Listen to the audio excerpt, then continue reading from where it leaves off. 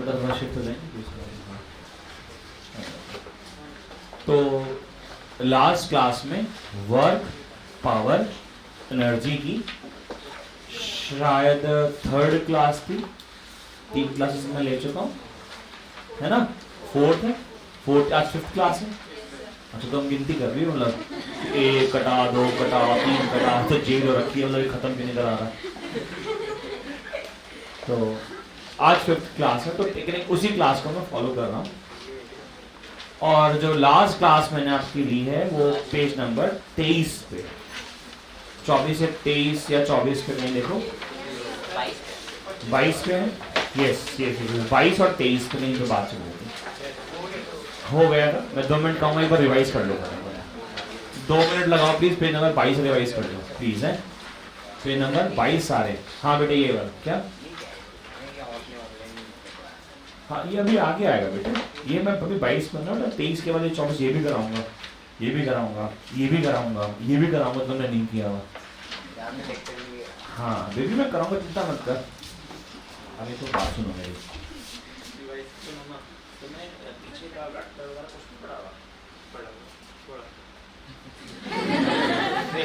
तुम पढ़ो ना, तुम मुझसे बात कर रहा हूँ, तुम्हें क्या मतलब मजा आता है? तुम्हें दूसरों के बात पढ़ना ही ये क्या बातें भूल नहीं, के टीवी डाल के करने से समझ नहीं आ रहा।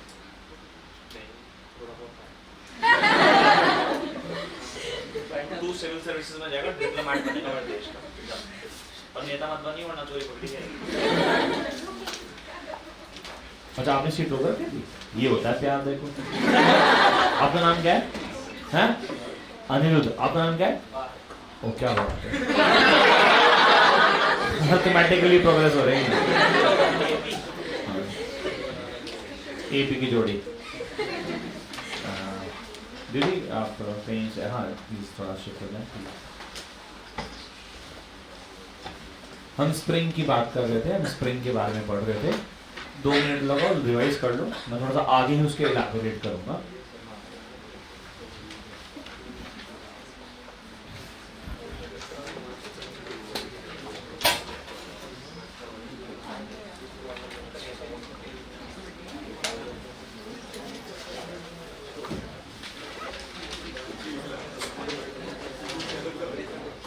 बातें नहीं करें, मैंने आपको पढ़ने का टाइम दिया है, बातें करके देखूंगा, मैं आपसे सवाल पूछूंगा फिर।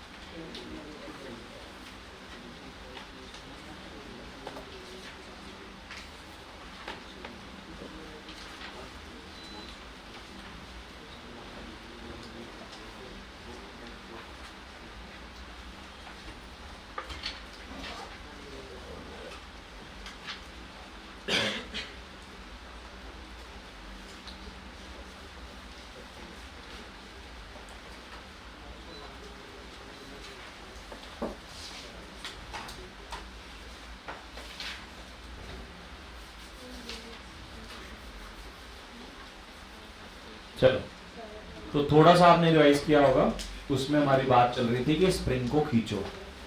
मैं दोबारा से एक बात, भूमिका जो मैंने बताई थी, फाउंडिंग बता देता हूँ। मैं ये बात कर रहा था कि मान लीजिए किसी बॉडी पे कुछ काम किया जाए, है ना, वर्क किया जाए। Any work done on a body always appears as what? As a energy. श्रम ही तो, ये तो पढ़ा हम लोगों ने, work done on a body always appears as some kind of energy. जब मैंने वर्क किया बॉडी को मूव करवाने के लिए, बॉडी का मोशन हो गया, और जब बॉडी का मोशन हुआ तो काइनेटिक एनर्जी आ गई, ये तो पढ़ा हम लोगों ने। जब मैं किसी बॉडी को हाइट, मतलब मैं उसको रेज करा देता हूँ, यानी मैं उसकी पोजीशन को चेंज कर देता हूँ with respect to surface of earth, तो उस पे एनर्जी आती है पोटेंशियल एनर्जी। इसलिए मैंने पोटेंशियल एनर्जी के ना 2 डिफरेंस बताए थे। मैंने कहा था पोटेंशियल एनर्जी जो होती है, पोटेंशियल एनर्जी पोटेंशियल एनर्जी दो प्रकार की होती है, एक होती है ग्रेविटेशनल पोटेंशियल एनर्जी और एक होती है इलास्टिक पोटेंशियल एनर्जी। दो प्रकार की पोटेंशियल एनर्जी होती है, बट पोटेंशियल का जो शब्द है वो किसके लिए रखा गया था? पोटेंशियल का शब्द था चेंज के लिए, कि सब कुछ चेंज हो रहा है, चाहे उसकी पोजीशन चेंज हो रही है। मान लीजिए एक बॉडी यहाँ पे थी, एक बॉडी सरफेस पे थी, अब उसकी पोजीशन चेंज हो गई, वो यहाँ आ गई, उसकी पोजीशन चेंज हुई, हाँ सर हाइट उसकी चेंज हो गई। जब पोजीशन चेंज होती है तो जो एनर्जी आती है वो आती है ग्रेविटेशनल पोटेंशियल एनर्जी। और कभी किसी स्प्रिंग की, जैसे स्प्रिंग ऐसे था, अब मैंने उसको स्प्रिंग को क्या करा, मैंने खींचा और ये ऐसे हो गया, बोलो सही है क्या? जब इसकी शेप चेंज होती है, जब इसकी शेप बदल जाती है, उसको बोलते हैं इलास्टिक पोटेंशियल एनर्जी। तो पोटेंशियल जो है ना शब्द चेंज से जुड़ा है। whenever there is a change in height, whenever there is a change in a configuration, whenever there is a change in height, whenever there is a change in a configuration, चाहे spring को खींच दो चाहे spring को compress कर दो, दोनों ही cases में, चाहे स्प्रिंग को खींच दो चाहे स्प्रिंग को कंप्रेस कर दो, दोनों ही केसेस में पोटेंशियल एनर्जी आती है, इलास्टिक पोटेंशियल एनर्जी। इस पोटेंशियल एनर्जी का डेरिवेशन मैंने क्लासेस में नहीं कराया, लेकिन मैं 2 मिनट में करवा दूंगा, आपको पता नहीं चलेगा कि ये हो गया। तो लगा बड़ा आसान है, ध्यान लगाओ। इस बॉडी पे अगर मैं मास m मान लूं तो इसका वेट कहां लग रहा है? नीचे mg। अच्छा वेट सबको पता है तो एक प्रकार का फोर्स ही। वेट क्या है? फोर्स ही है, फोर्स एक्सर्टेड बाय अर्थ, बोलो हाँ। अब इस m मास के बॉडी को अगर मुझे ऊपर ले जाना है, कितनी हाइट पे? h हाइट पे। कितनी हाइट पे? h height. तो मुझे एक फोर्स लगाना पड़ेगा, तो मैं अप्लाइड फोर्स, क्या नाम बोल रहा हूं? Applied force. अच्छा आपको याद होगा मैंने पहले भी एक दिन बोला था मैं अप्लाइड फोर्स को हमेशा पी लिया करूंगा, तो मैं पी सुरक्षित कर लेता हूं कि मेरा अप्लाइड फोर्स ऊपर लगाना पड़ेगा, बोलो हाँ। अब मुझे बताओ कि अप्लाइड फोर्स पी की मिनिमम वैल्यू कितनी होनी चाहिए? mg के बराबर तो होनी चाहिए, यानी कि मेरा p की वैल्यू किसके बराबर होनी चाहिए? mg के, तभी ये बॉडी ऊपर जाएगी। अच्छा मैं बोल रहा हूं what is the work done by applied force, what is the work done by applied force? Applied force कौन है? P। The work done by applied force will be W is equals to P into S into cos theta, बोलो हाँ है ना? Because work done का formula क्या होता है? Force multiply by displacement multiply by cos theta, तो P into S into cos theta. अब ये जो P है इसकी वैल्यू किसके बराबर है? mg के, और जो डिस्प्लेसमेंट वो ऊपर किसकी वैल्यू किसके बराबर है? h के, और इन दोनों के बीच का एंगल कितना है बच्चों? 0, क्योंकि मैंने ऊपर ही फोर्स लगाया और मेरी बॉडी का डिस्प्लेसमेंट भी ऊपर ही हुआ। तो वर्क डन का फॉर्मूला कितना आ गया? mgh, याद है? तो ये तो सिंपल डेरिवेशन हो गई सर, लेकिन जो मूल कॉन्सेप्ट है सर वो क्या निकाला? कॉन्सेप्ट डेवलपमेंट क्या हुई? क्या कि जब वर्क करते हैं वो वर्क ही तो एनर्जी बनता है, तो W ही तो क्या है? W ही तो U है, और क्या बन गया? mgh। समझ आ रहा है? तो जो मैंने कॉन्सेप्ट दिया वो ये कि जब भी किसी बॉडी पर वर्क करा जाता है या तो वो उसकी पोजीशन को चेंज कर देगा या तो उसकी कॉन्फ़िगरेशन को चेंज कर देगा। लास्ट क्लास में हमने इसके ऊपर कॉन्सेप्ट डेवलप कर लिया था, और यहां पे जो वर्क डन निकला था इसे यहां से लेके x खिसकाने के लिए, क्या खिसकाने के लिए? आपको याद होगा मैंने यहाँ पे एक शब्द और इस्तेमाल किया था, उसका नाम था स्प्रिंग कांस्टेंट। तुम नहीं था, ज्यादा मात्रा कर रहे थे उस टाइम पे, है ना? सुन तो लो यार, गलत बात थोड़ी ना इसमें। मैं कह रहा हूँ स्प्रिंग का एक कॉन्सेप्ट होता है स्प्रिंग कांस्टेंट। क्या बोलते हैं? क्या होता है सर वो? स्टिफनेस। Very good, stiffness. होता क्या है, किसी स्प्रिंग को खींचो तो खुद ही बता देगा कि मेरी स्टिफनेस कितनी है। जैसे कि गाड़ी का शॉकर खींच लोगे क्या? शॉकर होता तो स्प्रिंग ही है कि नहीं, बोलो हाँ। और पेन में लगने वाला स्प्रिंग होता है। दोनों कौन सा खींच पाओगे आराम से? यानी उसका स्टिफनेस कम है, उसका स्प्रिंग कांस्टेंट। गाड़ी के शॉकर भी तो एक स्प्रिंग है लेकिन उसका स्टिफनेस क्या है? तो अगर इसका स्प्रिंग कांस्टेंट की है, मैं इसे डिस्प्लेस कर स्प्रिंग को खींचा कितना? x डिस्टेंस से खींचा, तो यहाँ पे जो पोटेंशियल एनर्जी आएगी वो आएगी हाफ kx स्क्वायर। क्या आएगी? Half kx square. k की वैल्यू कैसे निकालते हैं? k की वैल्यू स्प्रिंग की अमूमन दे रखी होती है, और कई बार मैं इस हुक्स लॉ, याद है हुक्स लॉ पढ़ाया था। हुक्स लॉ में हमने पढ़ा था कि restoring force equals to minus of, तो यहां से भी के की वैल्यू निकाली जा सकती है, डिफाइन भी किया जा सकता है। थोड़ा आगे पोर्शन को तो बताऊंगा, लेकिन के की वैल्यू गिवन होगी। पर अभी इस पे कॉन्सेप्ट पे बात करेंगे इस टॉपिक को खत्म करने के बाद। बट ये चार्ट तो समझ आ रहा है, ये टेक्सोनॉमी समझ में आ रही? टेक्सोनॉमी बोले तो चार्ट ना समझ में आ रहा है? क्या है ये चार्ट बताइए? क्या कि पोटेंशियल एनर्जी क्या है? Energy due to work, energy due to work किया एनर्जी आ गई, लेकिन उसके हाइट को चेंज किया तो ग्रेविटेशन पोटेंशियल एनर्जी, कॉन्फ़िगरेशन को चेंज किया तो इलास्टिक पोटेंशियल एनर्जी। कॉन्फ़िगरेशन में क्या सब एक्सपैंड करने पे आएगी? एक्सपैंड भी होगा और दोनों में, यानी कि कुछ भी हो इलास्टिक पोटेंशियल एनर्जी आती है। अच्छा मान लो आपका नाम क्या है? पी। हाँ, पार्ट में से उठाऊंगा जो मेरे से छोड़ दो, बोलो हाँ। नहीं छोड़ नहीं रहे, मतलब एग्जाम्पल ऐसे छोड़ दूं मुझे, इसका कौन सी एनर्जी आएगी? और मैं पार्ट से खींच दूं, पोटेंशियल। समझ में आ गया बात?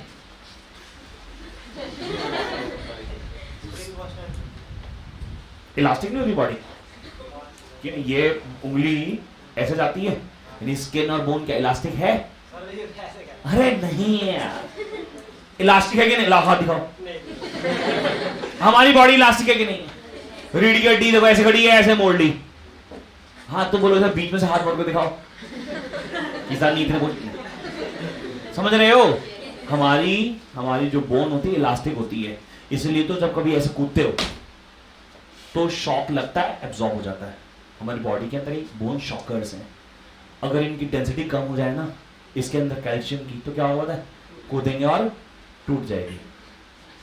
बोलो हाँ। बोन के अंदर कुछ इलास्टिसिटी होती है? हाँ होती है। Bone is a elastic material of human body. ये जो स्किन होती है ये भी क्या होती है? इलास्टिक बॉडी तो है, वो इसलिए रेफरेंस ले लेता। बात समझ में आ गई क्या? अपन ये लास्ट क्लास में पढ़ चुके हैं क्या? ये टेक्सोनॉमी कहीं बनाने का मन है क्या? कहीं पर रफ में कहीं छोटी सी बना लो, कहीं पर साइड में। नहीं 24 में मत बनाओ, नहीं। ये पेज नंबर 21 के नीचे जगह खाली होगी ना? अरे कहीं भी बना लो, छोटा सा नोट डाल लो, एक डब्बे से बना लो बस, हाँ एक बॉक्स बना लो। ओ इतना पीछे मत बना, फिर हो जाएगा। पीछे नहीं यार, वहीं कहीं लिख लो, ठीक है ना? वहां मत बना बेटे, वो मिलेगा नहीं थोड़े दिन बाद। मैं इधर शिफ्ट हो जाए थोड़ा सा, इसे डाल देना, इसको वहां रख देते हैं।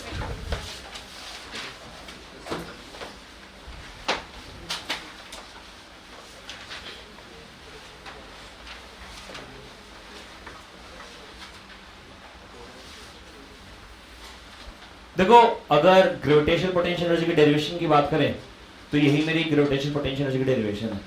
इलास्टिक पोटेंशियल एनर्जी की डेरिवेशन, हाँ भाई क्या नाम है? अंकुर। इलास्टिक पोटेंशियल एनर्जी की डेरिवेशन लास्ट क्लास में करा दी थी, half k x square, half k x square.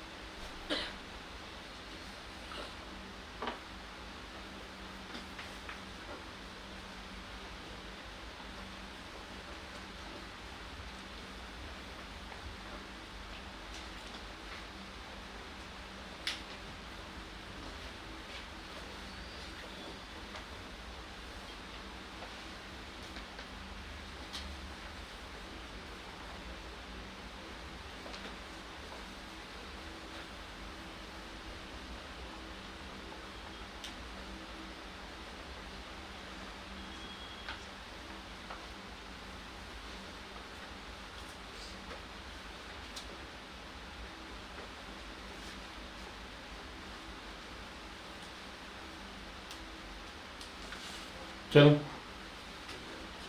दो एनर्जी होती है, एक होती है ग्रेविटेशनल पोटेंशियल एनर्जी, एक होती है elastic potential energy. Gravitational potential energy का डेरिवेशन सिलेबस में नहीं है, इलास्टिक पोटेंशियल एनर्जी का है, वो लास्ट क्लास में करा दिया था।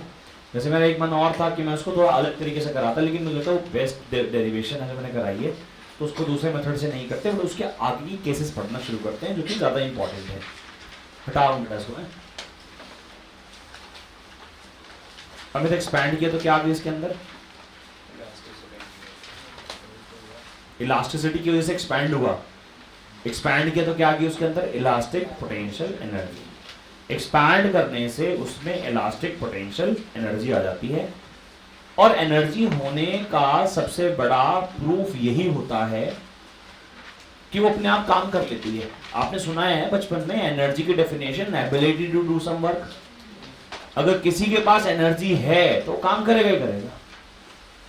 किसी के पास एनर्जी, सिस्टम के पास एनर्जी है तो काम, तो अगर मैंने इसे खींचा और छोड़ा तो वापस जा रहा है, तो कुछ काम हो रहा है ना। तो क्यों हो रहा है? क्योंकि उस पे इलास्टिक पोटेंशियल एनर्जी है।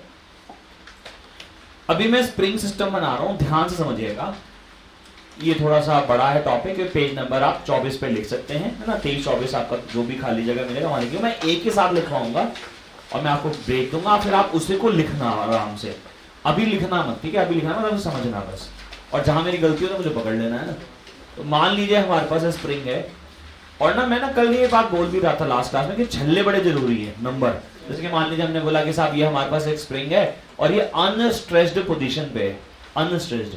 हम ये बार बार इसके आगे एक ब्लॉक लगा देते हैं, मत लगाओ, खींचोगे कैसे? बोलो ना खींचोगे, तो खींचने में दिक्कत ना हो इसलिए ब्लॉक लगा के खींच लेते हैं, ठीक है। हमने क्या किया, हमने इसे क्या करा, स्ट्रेच किया। क्या किया? स्ट्रेच किया। तो स्ट्रेच करते करते करते करते करते करते करते कुछ बच्चे से कर देते हैं, ये लंबा हो गया। अरे लंबा नहीं, स्प्रिंग ही बदल दिया भाई तूने। 5 छल्ले यहाँ यहाँ को कितने, that number of turns actually should not be changed. बोलो हाँ। तो भाई यहाँ पे कितने हैं? 5 है, तो 5 बनाऊंगा मैं, खींच के बना दूंगा बस, है ना। 1 2 3 4 5, सही है क्या? अब मैंने बोल दिया यहाँ पे खींच के यहाँ आ गया, सही है। यहाँ से यहाँ कितना डिस्प्लेस हो गया? हमने बोला सब यहाँ से यहाँ ये x डिस्प्लेस हो गया।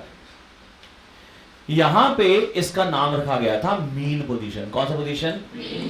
यहां पे इस पोजीशन का नाम रखा गया था कौन सा पोजीशन? एक्सट्रीम पोजीशन, सही है क्या? जब मैं इसको छोड़ूंगा तो स्प्रिंग के अंदर लगता है रीस्टोरिंग फोर्स। कौन सा फोर्स? याद भी है, ऐसे बोल रहे हो? Restoring force. वो वापस इस तरफ ले जाएगा उसको। स्प्रिंग दिखाया था तुम लोगों को, है ना, ये था स्प्रिंग। तो जब भी मैं इसे खींचूंगा छोड़ूंगा तो ये वापस जाएगा, बोलो हाँ। तो इस पे क्या लग रहा है? इस तरफ। तो रीस्टोरिंग फोर्स इस तरफ लगा, जिसकी वजह से चलना शुरू कर दिया। अब इसके ना पाथ में, इसके रास्तों में चलते हुए हमें इनकी एनर्जी को ऑब्जर्व करना है रास्ते में। जैसे कि ये यहाँ खड़ा हुआ है, जब मैंने इसे खींचा हुआ है, ऐसे खींचा हुआ है ऐसे, तो क्या ये रुका हुआ है? हाँ रुका हुआ है सर। जिस टाइम वो एक्सट्रीम पोजीशन पे है, क्या ये चल रहा है? नहीं सर। क्या ये मूव कर रहा है? नहीं सर। इसी करंट की कितनी? 0 है सर। लेकिन क्या इस पॉइंट पे पोटेंशियल एनर्जी है? हाँ सर, हाफ kx स्क्वायर। बोलो तो सही, कितनी एनर्जी है? Half kx square. हमने कहा सब छोड़ो, हमें बता छोड़ेंगे तो सब भागेगा। अब मुझे बताओ छोड़ेंगे तो कहां भागेगा? ये ऐसे जाएगा, भागता हुआ भागता हुआ भागता हुआ भागता हुआ भागता हुआ। इस टाइम पे जब वो यहां पहुंचेगा, एक टाइम ऐसा भी आएगा यहां पहुंचेगा, और फिर वो अंदर चला जाएगा। बोलो हाँ। यानी वो क्या हो जाएगा? सही है क्या? कंप्रेस हो जाएगा ऐसे। कितना कंप्रेस होगा सर? x ही कंप्रेस होगा। ये बड़ा सिंपल सा नियम है, जितना एक्सपैंड करा तो उतना कंप्रेस भी हो जाएगा। और जिस टाइम में कंप्रेस होगा ये से इधर फेंकेगा, यानी कि रीस्टोरिंग फोर्स कहां लगेगा? रीस्टोरिंग फोर्स यहां लगेगा। सर में नहीं आ रहा सर, क्या पढ़ा रहे हो? बोलना। रीस्टोरिंग फोर्स इस तरफ इधर लगेगा, जिसकी वजह से क्या होगा? इसे इस तरह वापस से थ्रो करेगा टुवर्ड्स दिस पोजीशन। कौन सी पोजीशन है ये? Mean position. अच्छा ये वाली कौन सी पोजीशन है बेटे? ये एक्सट्रीम पोजीशन है। फिर से एक्सट्रीम पोजीशन से होता हुआ मीन पोजीशन पे जाएगा, फिर एक्सट्रीम पे जाएगा, फिर वापस आएगा, एंड इट विल ऑसिलेट। क्या? It will oscillate. It will oscillate. Simple logic है। अब हमें क्या करना है? हमें ना इनके बीच की भी एक बात करनी है। जैसे कि ये तो केस 1 हो गया, ये केस 2 हो गया कि पहले से वो इक्विलिब्रियम में था, फिर से खींचा यहां आ गया। अच्छा रास्ते की तो बात कर ले एक बार। एक काम करते हैं, एक बीच का भी स्टेट बना लेते हैं। एक बीच का स्टेट बना लेते हैं। कहीं यहाँ पे है वो, इस टाइम पे यहाँ पे है, तो ये यहाँ मूव करता हुआ आ रहा है, यहाँ पे ये मूव करता आ रहा है। इसका डिस्प्लेसमेंट x से थोड़ा सा क्या है? कम है। मतलब ये कौन सी पोजीशन है? In between MP and EP। बोलो हाँ है ना? MP बोले दो भाई, ये मेरी मेन पोजीशन है ना। तो मेन पोजीशन और एक्सट्रीम पोजीशन कहीं बीच में, सही है क्या? तो मैं यहाँ पे 3 जगह बात करूंगा, एक एक्सट्रीम पोजीशन पे, इस पे, एक इन बिटवीन पे, और एक मेन पोजीशन पे। सही है क्या नहीं? तुम्हें क्या लगता है? बिकॉज तुम्हारा ना परसेप्शन यहाँ पे पक्का सही जाने वाला है। तुम्हें क्या लगता है कौन कौन सी पोजीशन पे? भूमे बेटे ध्यान लगाएं, कौन कौन सी पोजीशन पे वेलोसिटी ऑफ अ पार्टिकल या वेलोसिटी ऑफ मास 0 है? एक्सट्रीम पे एक्सट्रीम पे, और एक टाइम जब शुरुआत था मीन पे तब, तो अपन उसको मानते नहीं, अरे बेकार कैसे, तो स्टार्टिंग में ना, तो उसको नहीं मानते, क्या बोलेंगे एक्सट्रीम पे और एक्सट्रीम पे। तुम्हें क्या लगता है कहां पे वेलोसिटी सबसे ज्यादा होती होगी, सबसे ज्यादा? क्योंकि एक तरफ से ऐसे निकलता हो जाएगा, भागता हुआ, बोलो सही है क्या? यानी यहां पे मीन पोजीशन पे सबसे।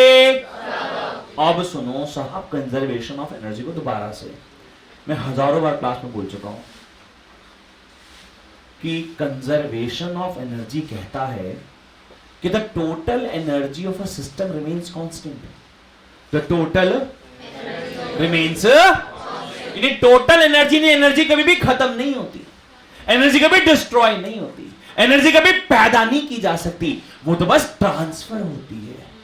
तो प्यार कभी, वो तो बस क्या होता है, एक फॉर्म से दूसरे फॉर्म में, एक जन्म से दूसरे जन्म में, कभी तुमसे हुआ, कभी तुम्हारी सहेली से हो गया। ये तो बोला था मैंने, प्यार कभी मरता नहीं। यहां पे भी वही हो रहा है बेटा, देखो इस पॉइंट पे पोटेंशियल एनर्जी क्या थी, मैक्सिमम। क्यों सर? बिकॉज डिस्प्लेसमेंट इससे ज्यादा हो ही नहीं सकती। यहां पे वेलोसिटी कितनी है, 0। वेलोसिटी कितनी है यहां पे, रुका हुआ है ना यहां पे, लेकिन ये खिंचा पड़ा था, यहां खिंचा पड़ा एकदम, तो इस पॉइंट पे पोटेंशियल एनर्जी कितनी है, maximum, max half k x square. Potential ऐसे लिख लेता हूं ना, इसका नाम दे दो, उसका नाम ए दे दूं, ए दे दूं, इसे बी बोल दो, बी, उसको क्या बोल दो, इसको सी बोल दो, नहीं सी यहां कहीं बोलना चाहिए था। अच्छा बीच वाला भी डायग्राम बनाता हूं, एक काम करता हूं, ये लो, जब ये मीन पोजीशन पे आ रहा था, सही है, जब लौटता हुआ आ रहा है ये, इस टाइम पे इसकी वेलोसिटी मैक्सिमम, जैसे आप लोगों ने बोली मुझे, वी मैक्स है ना, और करते करते करते करते क्या करेगा ये, कंप्रेस कर लेगा अपने आप को। बोलो तो सही, कितना डिस्प्लेस हो गया, एक्स डिस्प्लेस होगा, रिस्ट्रिंग फोर्स लगेगा, इधर लगेगा। तो ये मैंने यहां पे 5 डायग्राम बना लिए, जिसमें से मैं ए, बी और सी 3 पॉइंट्स की बात करूंगा। मैं कह रहा हूं एक्सट्रीम पोजीशन पे एट ए, बोलो बेटा एट ए, बताओ डिस्प्लेसमेंट इज मैक्सिमम, तो पोटेंशियल एनर्जी क्या होगी, यूई का हो गया इलास्टिक पोटेंशियल एनर्जी, कितनी मिलेगी, half k x square. Okay, इस पॉइंट पे काइनेटिक एनर्जी 0, बोलो क्यों, रुका हुआ है उस टाइम पे, मैंने खींचा हुआ है, मैंने खींचा ऐसे और रुका हुआ है। पोटेंशियल एनर्जी क्या है, पोटेंशियल एनर्जी क्या है, हाफ के स्क्वायर। पोटेंशियल एनर्जी आती है जब मैंने उसकी कॉन्फ़िगरेशन को चेंज कर दिया। तो क्या ए पॉइंट पोजीशन पे कॉन्फ़िगरेशन चेंज हुई है, हाँ, अरे बोलना यार, ऐसे खींच लिया ना प्रणव, क्या हो गया, ऐसे खींचा हुआ है ना, तो क्या ये एक्सपैंड हुआ है, हाँ, कैसे कॉन्फ़िगरेशन शेप वगैरह चेंज हुई है, हाँ हुई है, शेप चेंज हुई तो पोटेंशियल एनर्जी आएगी, कितनी होगी, half k x square. Potential energy कितनी आ गई, half k x square. Current energy कितनी है, क्योंकि यहां पे वेलोसिटी कितनी है, v0 लिख दो चलेगा देखो, करंट एनर्जी कितनी होगी, 0 हो गई, पहला पॉइंट।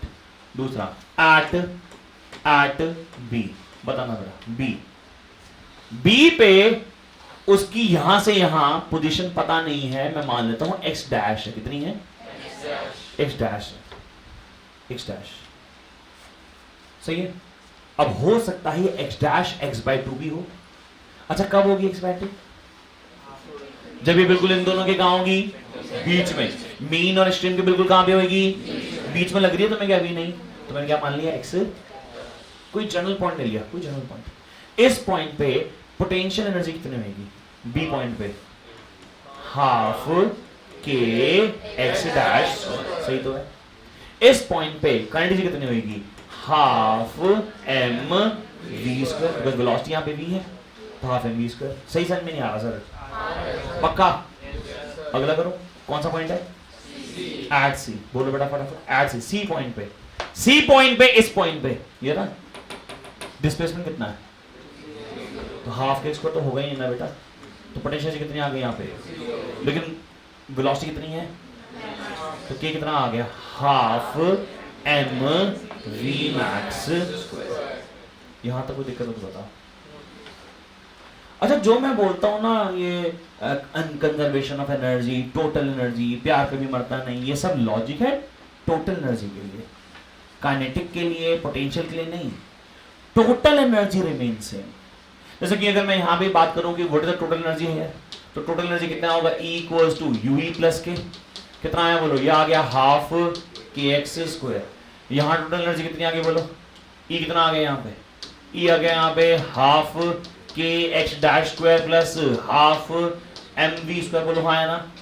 इस पॉइंट पे टोटल एनर्जी कितनी आ गई, 0 plus half m v max, बोलो ना भाई, हाफ एम वी मैक्स। सही है कि नहीं है कि नहीं है? अकॉर्डिंग टू कंजर्वेशन, कंजर्वेशन क्या है कि टोटल एनर्जी हमेशा सेम रहती है, यानी जितनी यहां उतनी यहां उतनी यहां, यानी ये हाफ के एक्स स्क्वायर बराबर ये half k x dash square plus half m v square बराबर, समझ में आया क्या? कंजर्वेशन ऑफ एनर्जी का मतलब काइनेटिक प्लस पोटेंशियल का सम हमेशा कांस्टेंट रहता है। इन दोनों का सम, इन दोनों का सम, इन दोनों का सम। जैसे मान लो इसे कैलकुलेट करा, ये यहां से निकल कर आया 20 जूल, कितना आया? यहां पे टोटल कितना आएगा? यहां पे कितना आएगा? लेकिन एक अंतर है बच्चों, ध्यान से सुनना, यहां पे जो 20 जूल की एनर्जी है वो सारी की सारी पोटेंशियल है, जबकि यहां पे वही 20 जूल सारी की सारी काइनेटिक है, यानी कि यहां की पोटेंशियल कन्वर्ट होगी किसमें? तो ट्रांसफर ही तो हुआ, तो प्यार कभी खत्म नहीं हुआ, बस कभी तुमसे कोई कह दे तुम्हारा प्यार खत्म हो गया तो पगली है क्या? क्या हो गया? प्यार कभी खत्म नहीं होता सर, इतना भरा पड़ा है भाई साहब हमारे अंदर, खुश हो रहा है खत्म। मतलब ध्यान रखना, जब तुम्हारा कम होने लगे ना तो ट्रांसफर हो चुका है, और you can not stop transfer, you can not blame transfer. If they are doing so, you're just following law of conservation of energy. चलो, तो इसका कंजर्वेशन का कॉन्सेप्ट लिख ले ये वाला,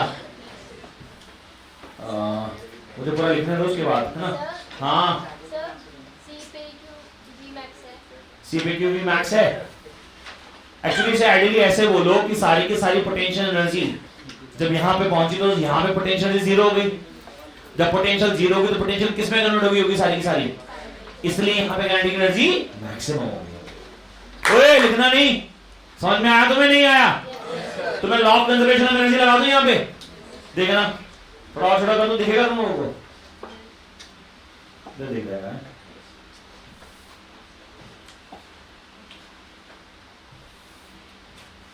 चलो, according to law of conservation, according to law of conservation of energy. अच्छा, ये तुम कितने बोले हो ना कि यहां मैंने बोला कि 20 है, नहीं बाबू मैं ठीक पढ़ा रहा हूँ, ये नहीं मैं बोले की बात कर रहा हूँ, नहीं पूछूंगा।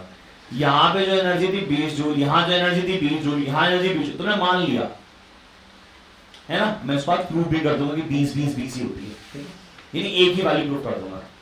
सुनो, तो according to law of conservation of energy, energy at A must be equal to energy at C.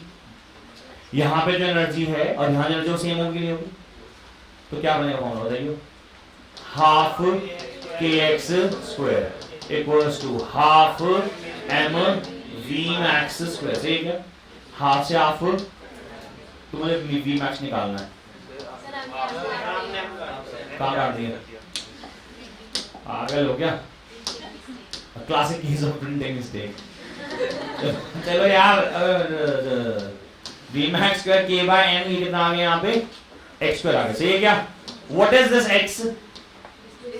Maximum displacement. क्या होगा? कई किताबों में इसे एक्स नॉट लिख देते हैं, जैसे कई किताबों में इसे एक्स नॉट लिख देते हैं और इस एक्स डैश की जगह एक्स लिख देते हैं, बिकॉज नॉट का जो शब्द है ना बच्चों, वो ये दर्शाता है कि मैक्सिमा है, तो वो भी एक तरीका है। बिकॉज मैंने शुरुआत में नहीं किया तो उसे मैं भी नहीं कर रहा। समझ में आता है? कहीं भी लिखा हुआ एक्स नॉट का मतलब क्या है? मैक्सिमम डिस्प्लेसमेंट, ठीक है ना? और फिर एक्स लिख दिया, यानी कि कहीं बीच में। लेकिन मैंने क्या किया? नोटेशन चेंज, मैंने एक्स को ले लिया क्या? मैक्सिमम, उसे कम वाले को क्या ले लिया मैंने? एक्स। चलो, तो वी मैक्स का फॉर्मूला क्या आ गया बताओ? वी मैक्स का फॉर्मूला आ गया under root of k by m into x. X बाहर आ गया, रूट में नहीं है। तो कई बार आपसे पूछा जाता है कि मैं आपको स्प्रिंग कांस्टेंट देता हूं, मैं आपको वो वाला मास देता हूं, मैं आपको वाला मास देता हूं जो उस पर स्प्रिंग पे लगाया गया है, आप उसकी मैक्सिमम स्पीड निकाल दोगे। स्प्रिंग कांस्टेंट दे रखा है, एम दे रखा है, एक्स पता होगा, वी मैक्स निकाल दोगे। अबे हाँ ना तो बोलो, तो वी मैक्स का कैलकुलेशन है। सही है? अच्छा, कई बार वो बोलता है कि मान लो इसको स्प्रिंग को जब मैंने खींचा ना, तो स्प्रिंग को मैक्सिमम मैं 20 सेंटीमीटर खींचा। मैक्सिमम कितना खींचा बेटा तुम बताओगे? मास, हाँ, अगर मैंने उसे 20 सेंटीमीटर खींचा तो मेरा एक्स है या एक्स डैश है? मैंने उसे मैक्सिमम कितना खींच लिया? 20 सेंटीमीटर है। हाँ एक्स, उसके ख्याल में मत रहो, यहाँ रहो, ठीक है? तो बहुत देर में रिस्पॉन्ड करे हो, तुम खोए हुए थे। तो हमने मान लो उसे 20 सेंटीमीटर खींच लिया, तो वो कौन है उसका? एक्स। हमें बोला यार वापस जाएगा, पक्की बात है। हमें बोलेगा बताओ बीच में 13 सेंटीमीटर पे, बीच में कहीं 13 सेंटीमीटर है, उस पे कितनी टोटल एनर्जी होगी सर? यही सर, वो बोलो हाँ है ना, मिड पॉइंट पे। लेकिन क्या मैं उस पॉइंट पे वेलोसिटी भी निकाल सकता हूँ? क्या इस पॉइंट पे कुछ वेलोसिटी है इसकी? हाँ है। तो अगर मैं बोलूं मीन पोजीशन पे वेलोसिटी कितनी है, बोलो sir maximum. This is nothing but what? हराम खोरो, बोल रहे नहीं बोल रहे हो? वेलोसिटी एट, अबे वी मैक्स है कि नहीं है ये? कहां जाना है? वी मैक्स क्या बताओ यहां पे? Mean position, maximum velocity at zero velocity कहां होगी? तो बताओ एक्सट्रीम पे, या तो यहां पे या तो यहां पे, बोलो सही है क्या? लेकिन बीच में कुछ ना कुछ होगी ना। ये ट्रांजिशन है, ट्रांजिशन, कि भाई पहले जीरो थी, बढ़ रही है बढ़ रही है बढ़ रही है बढ़ रही है, यहां पे मैक्सिमम होगी, बोलो हाँ। फिर घटेगी घटेगी घटेगी, फिर जीरो हो जाएगी, फिर बढ़ेगी बढ़ेगी बढ़ेगी, मीन पे मैक्सिमम हो जाएगी, फिर घटेगी घटेगी घटेगी, फिर जीरो हो जाएगी। नहीं समझ आ रहा सर? तो इन बिटवीन निकालनी ना, ये वी मैक्स क्या है? It is a maximum, it is a velocity at mean position, velocity at mean position, सही है क्या? लेकिन मैं वेलोसिटी निकाल रहा हूं एनी बिटवीन, तो मैं इक्वेट कर रहा हूं। Now I am equating these two, कौन सा? ई ए और ई सी, नहीं ई ए और ई बी, ई ए और ई बी। बताओ बेटा क्या आएगा? Half k x square equals to क्या आएगा? Half k x dash plus half m, क्या निकालना तेरे को? v निकालना ना, वेलोसिटी निकाल। जैसे पहले यहां वेलोसिटी निकाली थी, यहां भी क्या निकाल रहा हूं? तो बता बेटा, ये आ गया half k x square minus half k x dash square equals to half m v square. Half half half cut गया, के कॉमन निकाल लिया, x square minus x dash square, सही है, इक्वल्स टू वी स्क्वायर, और m नीचे ले गया, सही है क्या? तो बोलो ये v क्या आ गया? v निकला अंडर रूट ऑफ क्या? k बाय m, और तो पूरा अंदर ले जाना पड़ेगा, ये आ जाएगा x square minus x dash square, सही है क्या? ये वेलोसिटी कहां पे आई है? At any point in between, कहीं पे भी। भाई ये x क्या था? मैक्सिमम। x डैश क्या है? कहीं पे भी। जैसे मैंने बोला यार मान लो 20 सेंटीमीटर दूर ले गया, x की कितनी हो गई? 20, और हमने बोला साहब 13 पे निकालो, x डैश कितना हो गया? यानी ये किस एक्सप्रेशन बन गया? ये बन गया velocity at any point, velocity at any point in between, any point in between extreme position and mean position. कुछ समझ में आया भी है? ये एग्जाम में नहीं आएगा, सिर्फ आपकी नॉलेज के लिए आया। नीट के लिए बहुत इंपॉर्टेंट है, जेई के लिए भी इंपॉर्टेंट है, कॉन्सेप्ट है उसके लिए। चलो नोट करो इसको। तो सारे डायग्राम बनाने हैं। लगते वैसे पांचवा छोड़ सकता हूँ, पांचवा छोड़ सकता हूँ, लेकिन मतलब इसमें कुछ कहने लायक हो नहीं।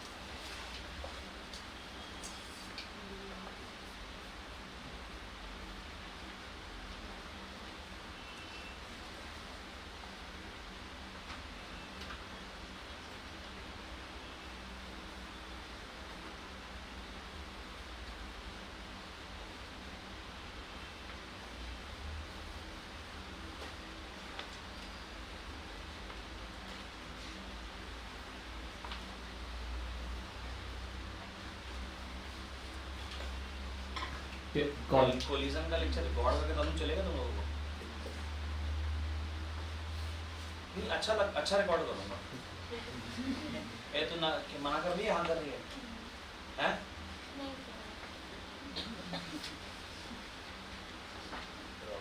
बेटा क्यों है? सिलेबस सिर्फ डेरिवेशन का पार्ट न्यूमेरिकल कराऊंगा, ये ठीक है? उसकी ना डेरिवेशन ना लिखना बहुत ज़्यादा है, तो राइट इन क्लास तो लंबा, लेकिन मैं उसको स्लाइड पे दिखाना नहीं चाहता, मैं लिखना चाहता हूँ। मतलब प्रॉब्लम क्या है? एक तरीका है कि आपके पास बुकलेट में कोलिजन लिखा हुआ है, देखो सारा बुकलेट है ना तुम्हारे हाथ में। एक काम करिए जरा, ये पेज नंबर ही निकालो, पेज नंबर 40, पेज नंबर 40, उससे भी पहले से इवन कोलिजन शुरू हो रहा है। अब पेज नंबर 40 दिख रहा है तुम लोगों को? अब देखो ये डेरिवेशन 40, 41, 42, 43, 44, 45, 46, 47, यहाँ तक एक डेरिवेशन है। हाँ एक डेरिवेशन है, उसमें सब केसेस हैं सारे। उसके बाद 49 पे न्यूमेरिकल आ गया, 50 हाँ उसका 52 पे आ जाओ, 52, 53, 54, 55, 56, 57, 58, 59। अब दो तरीके हैं, या तो मैं उसे स्लाइड पे चलाऊं यहाँ पे और जैसे मैं लिखता हूँ वैसे करूँ। मुझे लगता है उससे बेहतर है कि मैं रिकॉर्ड करके ना उसे एक एक स्टेप को लिखूं, उसे पढ़ लो, क्योंकि ये वेस्ट ऑफ टाइम मुझे लग रहा है। दीदी थैंक यू। इसके बिना मैं चाहता नहीं, तो स्कूल में लगे बात ये है, यही है बस जो है।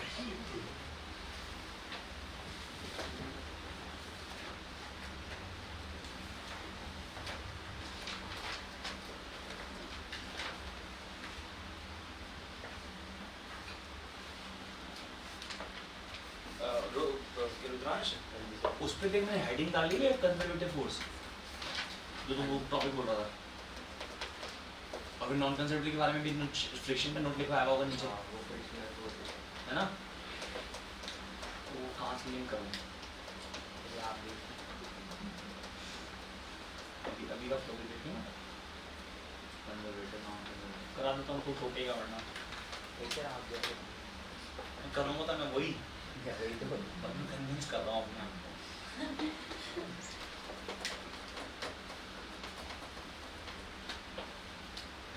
चलो लिख लिया?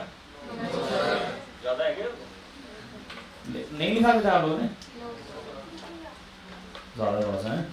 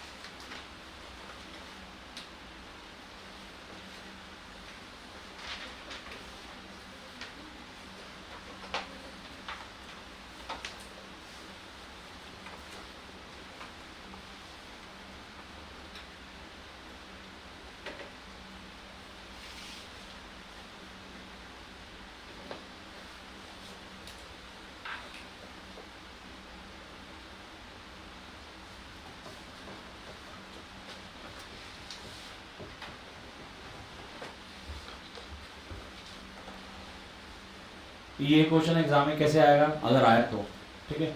जैसे स्कूल में ना आजकल कराने लग गए हैं टीचर, बट कराया तो बहुत अच्छा है। हाँ, तो ये वाला और ये वाला बहुत ज़्यादा पूछा जाता है, वेलोसिटी एट मीन पोजीशन और वेलोसिटी इन बिटवीन। खैर जीवन नेट पे तो बिल्कुल डायरेक्ट क्वेश्चन बने हुए हैं इसके, तो अगर उसका प्रीवियस उठाओ तो डायरेक्ट क्वेश्चन आपको मिल जाएंगे उसके। इसको हटाओ, एक टॉपिक करा रहा हूँ, क्लास पर ले जाना है इसको, मतलब बोर्ड नहीं, कुछ फोटो खींच के ले जाना।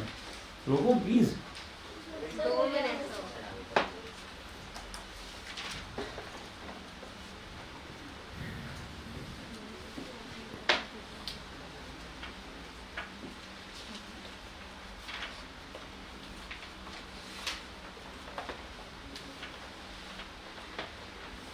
हिमालय में तुम लोग वैसे हुए? तुम्हारे फाइनल एग्जाम कब है? फरवरी है, मार्च? फरवरी है। यही 2-3 है, हिमालय है, एक और 1-2 स्कूल है, बस यही फरवरी में, जनवरी एंड में रख लेंगे वाले हैं, जनवरी में। फिर आगे चल रहा हूँ मैं नहीं रुक रहा, बता दो प्लीज। हाँ, क्लास के बाद कर लेना ना यार,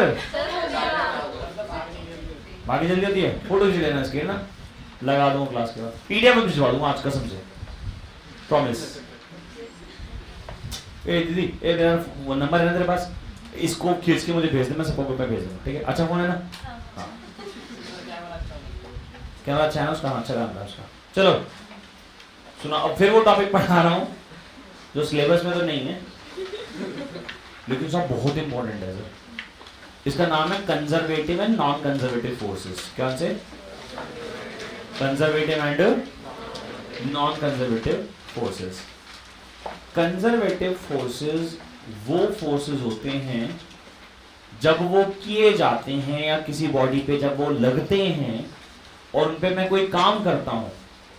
तो जैसे कि इमेजिन करो कि एक बॉडी को ए पॉइंट से बी पॉइंट लेके जाना है, ठीक है? ए पॉइंट से बी पॉइंट लेके जाना है। अब मैं इसको ऐसे ले जाऊं, चाहे मैं इसको ऐसे ले जाऊं, सही है?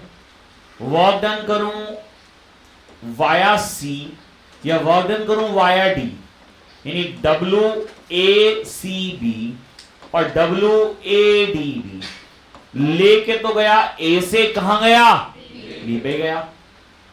तो इनिशियल पोजीशन ये है, फाइनल पोजीशन ये है। अगर तो ये वर्क सेम आ गया, अगर ये वर्क क्या आ गया, तो इसमें इन्वॉल्व फोर्सेस का नाम कंजर्वेटिव फोर्स हो जाता है। कंजर्वेटिव फोर्स वो फोर्स होते हैं जिनमें किया गया काम पाथ पे डिपेंड नहीं करता। किस पे डिपेंड करता है? इनिशियल या फिर फाइनल। कुछ समझ में आ रहा है मैं क्या बोल रहा हूं? इमेजिन करो मैं एक बॉडी है एम मास की, एक बॉडी है एम मास की, इसे बोल रहा हूं साहब मैं इस हाइट पे ले आओ। कितनी हाइट पे? एच हाइट मान लेता हूं यहां से, कितनी हाइट है ये? एच हाइट पे ले आओ, ऊपर उठा के लाओ। अगर मैं इसे ऊपर लेके जा रहा हूं, मुझे वर्क करना पड़ेगा नहीं करेगा? अच्छा, इस पे वेट कितना लग रहा है नीचे, तो मुझे पक्का पता है कि इस पे ऊपर की तरफ मुझे फोर्स लगाना पड़ेगा P, और इस P की वैल्यू पक्का किसके बराबर होनी चाहिए? तो मैंने कहा था इसमें वर्क डन बताओ, वर्क डन कितना होगा? आप लोगों के साथ work done in this case, case 1 लीजिए, ठीक है? Work done will be equals to force into displacement into cos theta. Force कितना है मेरा? P है। डिस्प्लेसमेंट कितना है मेरा? ऊपर H है, बोलो हाँ। और थीटा कितना है हमारा? cos 0 हो गया, क्योंकि फोर्स ऊपर लगाया, डिस्प्लेसमेंट ऊपर किया। वर्क डन कितना आ गया? P की जगह लिखाया mg, S की जगह H आ गया, cos 0 1 हो गया। पहली बात सही है क्या? ये मैंने m मास की बॉडी को कितनी हाइट पे लेके गया? h हाइट पे लेके गया। ये तो केस 1 हो गया। हमने कहा नहीं बाबू सीधा नहीं लेके जाएंगे, लेटा कर ले जाएंगे। तुम फील नहीं ले लेते क्लास में पूरी। हमने कहा नहीं यार ऐसे ले जाएंगे, स्लोप से, देख रहे हो ऐसे, कितने ऐसे ऐसे लेके जाएंगे। सेम मास है बेटा, सेम हाइट पे लेके जा रहा हूँ, ये सब यहाँ लेके जाऊंगा, कहाँ लेके जाऊंगा? यहाँ लेके जाऊंगा, सही है क्या? यहाँ लेके जाऊंगा। कितनी हाइट पे लेके जाऊंगा? h हाइट पे ही लेके जाऊंगा, लेकिन ऐसे लेके जाऊंगा, सही है? इस तरीके से इंक्लाइन प्लेन पे। अब कितना वर्क करना पड़ेगा? सवाल ये आया। अगर तो यहां फोर्स देखो, तो यहां पे जो फोर्स लग रहा है P जो हमने लगाया, क्योंकि mg को रेसिप्रोकेट कर रहा है, नलिफाई कर रहा है, वो ग्रेविटेशनल फोर्स है। यानी यहाँ पे कौन से फोर्सेस की बात चल रही है? Here what type of forces are involved? Gravitational forces are involved. बोलो हाँ या ना? यहाँ पे कौन से फोर्सेस चल रहे हैं? तो यहाँ पे ग्रेविटेशनल फोर्सेस चल रहे हैं। सही है। अब सवाल है उसे ऊपर ले जाना है, ठीक है, ऊपर ले जाना है। ऊपर ले जाना है तो मुझे यहाँ पे कहीं एक फोर्स लगाना पड़ेगा। बोलो सही है क्या? अच्छा, हमने क्या किया है, हमने बीच में मान ली कहीं किसी एक टाइम में बीच में यहाँ पे होगा, यहाँ पे लग रहा होगा नीचे mg। बोलो हाँ या ना? ये एंगल थीटा है, तो क्या ये एंगल भी थीटा होगा? नहीं समझ में आया यार? याद आ रहा है? अच्छा, अगर ये हमारा mg हो गया तो ये हो गया हमारा mg, और यहाँ क्या होगा mg sin थीटा। अब mg sin थीटा जितना अप्लाइड फोर्स लगाना पड़ेगा ना, यानी अगर मुझे इसे ऊपर ले जाना है तो पी क्यू के बराबर किसके बराबर होनी चाहिए? mg। दूसरा, मेरा जो डिस्प्लेसमेंट है वो यहां से लेके यहां तक s नहीं हो गया? बोलो हाँ। नहीं दिखा दिया? ये जो डिस्प्लेसमेंट है मेरा यहां से यहाँ, ये कौन है? s है ना? ये डिस्प्लेसमेंट यहां से कितना है मेरा? s है। बोलो सही है क्या? तो मेरा वर्क डन कितना हो गया? वर्क डन हो गया मेरा force into displacement into cos theta. Force कितना लगाया हमने? mg। भाई फोर्स मेरा p हो गया ना? बोलो तो सही यार। mg into sine theta multiply by displacement कितना है? s ही है। बोलो s ही है। सही है क्या? Into cos theta. Cos theta तो कॉस थीटा ही है। क्या कॉस जीरो होगा? क्या कॉस थीटा कॉस जीरो होगा? क्योंकि मैंने p इधर लगाया, मेरा डिस्प्लेसमेंट भी, तो कॉस जीरो कितना हो गया? 1। बोलो सही है क्या? कितना आ गया? mg sin theta into s। बोलो हाँ या ना? क्या ये वर्क इसके बराबर है? हाँ है। पता है क्यों? इस ट्राइंगल के अंदर, ट्राइंगल का राइट एंगल ट्राइंगल, इस ट्राइंगल के अंदर साइन थीटा लगाओ। क्या लगाओ? साइन थीटा होता है परपेंडिकुलर अपॉन में, यानी h अपॉन में s। साइन थीटा केवल डाल दें यहाँ, कितना आया? mg इंटू साइन थीटा क्या डाला? h अपॉन में h से s कैंसिल, कितना आ गया? यानी कि बॉडी को सीधा ले जाओ या ऐसे इंक्लाइन प्लेन पे, वर्क की वैल्यू सही तो है। इस प्रकार के फोर्सेस को बोलते हैं कंजर्वेटिव। वो फोर्सेस जिनमें किया गया काम किस पे डिपेंड करता है? इनिशियल और फाइनल। चाहे इनिशियल का मतलब हो गया इस लेवल से इतने लेवल पे लेके गया, चाहे उसे ऐसे ऐसे लेके जाऊं, चाहे उसे सीधा ले जाऊं, चाहे मैं उसे ऐसे लेके जाऊं, बटन क्या होगा? समझ में आ रहा है? एक और एग्जांपल दे दूं सीधा। इमेजिन करो इसी मास को मैं इस स्टेयरकेस की हेल्प से लेके जाऊं, पहुंच के देखना अपनी हाइट पर, आगे ना लगभग उस हाइट पे, एच हाइट होगी ना, मास को यहां से उठाएंगे, ठीक है, यहां से उठाएंगे, कहां लेके जाएंगे? यहां लेके जाएंगे। सही है क्या? यहां लेके गए।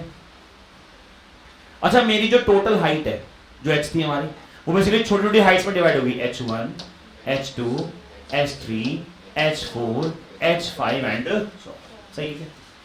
अच्छा, मुझे से वहां लेके जाना है, मुझे इस पे कितना मिनिमम फोर्स लगाना पड़ेगा? mg। बोलो हाँ या ना? mg लगाना पड़ेगा। सही है क्या? अब मेरी बात को ध्यान से सुनना जो मैं कह रहा हूं। जब मैं इस बॉडी को डिस्प्लेस करूंगा ऊपर की तरफ, तो मैंने mg लगाया ऊपर, h1 भी मेरा ऊपर, दोनों के बीच में एंगल कितना है? 0। और 0 कितना होता है? यानी इस वाले ऊपर राइज के लिए, ऊपर वाले राइज के लिए वर्क डन की वैल्यू हो गई mg h1 cos 0। cos 0 कितना हो गया? समझ में आया? फिर मैं बॉडी को यहां ले आया हूं इस पॉइंट पे, फिर मैं उसे इधर खिसकाऊंगा। बोलो इधर खिसकाऊंगा, लेकिन इस टाइम पे भी मेरा फोर्स तो ऊपर की तरफ ही लग रहा होगा। बोलो ना यार। इस टाइम पे मेरे बीच का एंगल कितना हो जाएगा यहाँ पे? और W equals to F into S into cos 90 होगा। cos 90 कितना होता है? यानी आगे चलने में कोई वर्क, इस केस में कोई वर्क यहाँ पे, फिर यहाँ ले आया हूँगा उसको, फिर ऊपर लेके गया हूँगा, उस टाइम में वर्क कितना होगा? mgh2। बोलो हाँ। फिर यहाँ से यहाँ ले आया हूँगा, यहाँ पे कोई वर्क, फिर अगले वाले का वर्क कितना होगा? mgh3 and so on mgh5। mg common निकाल लो। बोलो mg कॉमन निकाल लो, क्या आ गया? h1 plus h2 plus h3 and so on h5। सबको ऐड करूंगा, h आएगा क्या? अभी वर्क डन कितना आ गया बच्चों? यानी work done in case of gravitational force इस बात पे निर्भर नहीं करता कि कौन से पाथ से ले गया, ये डिपेंड करता कितनी हाइट पे लेके गया। तो क्या ग्रेविटेशनल फोर्स एक कंजर्वेटिव फोर्स है? हाँ, प्रूव कर दिया। कंजर्वेटिव फोर्स वो फोर्सेस होते हैं जिनके द्वारा किया गया या जिनके अगेंस्ट में किया गया वर्क डन इनिशियल और फाइनल पोजीशन में डिपेंड करता है, कौन सा पाथ फॉलो किया इस पे डिपेंड नहीं करता। इसको बोलते हैं कंजर्वेटिव फोर्स। हेडिंग डालो, पीछे पेज खाली लगवाए थे, अब जरा उसका काम इस्तेमाल कर लेते हैं। सबसे पीछे पेज खाली है क्या? देखो ये तारा है, कोई भी खाली नहीं है। गूगल में आखिरी पेज खाली तो है, बिल्कुल खाली आखिरी, सबसे आखिरी पेज यार। ओ ये इसमें तो डेरिवेशन करानी है। एक काम करो 27 पे लिख लो, एक काम करो 27 पे लिख लो। हेडिंग डालो conservative and non conservative force. Conservative and non conservative force.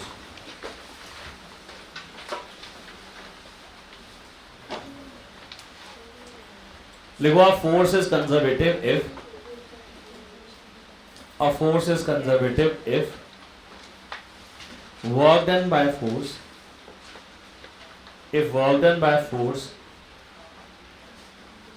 in displacing a body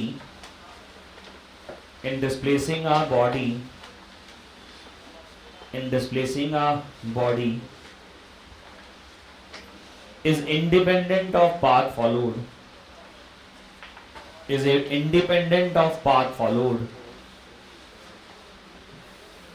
work done in displacing a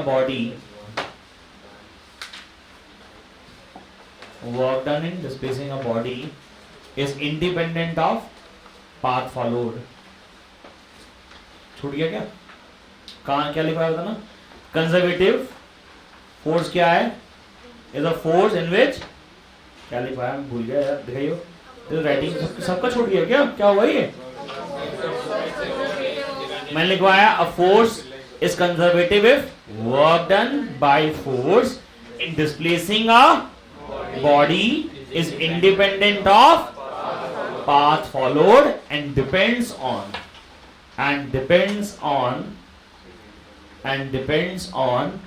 initial and final position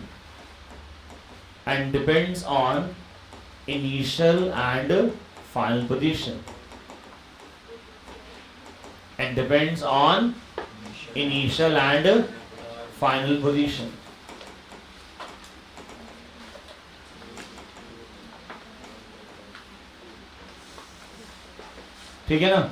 तो जैसे ग्रेविटेशनल फोर्स है, ये कंजर्वेटिव फोर्स है। एक आप आगे सुनोगे 12th क्लास में पढ़ोगे इलेक्ट्रोस्टैटिक फोर्स, यानी चार्जेस के बीच में लगने वाला फोर्स, वो भी कंजर्वेटिव होता है। तो आप एग्जांपल लिख लो कंजर्वेटिव फोर्स का, ग्रेविटेशनल फोर्स, उसको प्रूव कर दो।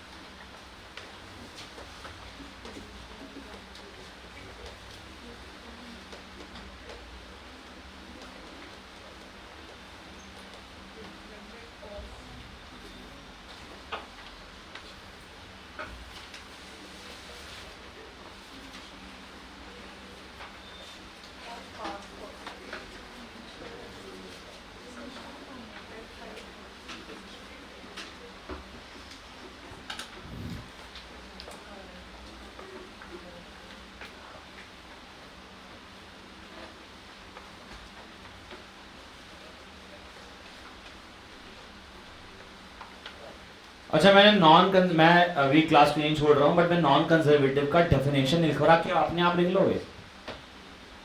क्या होगा डेफिनेशन बताना? नॉन कंजर्वेटिव कौन से होते हैं? जिसमें वर्क डन किस पे डिपेंड करेगा? पाथ पे। जैसे फ्रिक्शन होता है ना, फ्रिक्शन वो नॉन कंजर्वेटिव होता है। फ्लूइड फ्रिक्शन, विस्कोसिटी, वो सब नॉन कंजर्वेटिव होते हैं। अगली क्लास में मिलेंगे, सब फटाफट नोट कर लो, ठीक है ना? लेट हो जाएंगे वरना।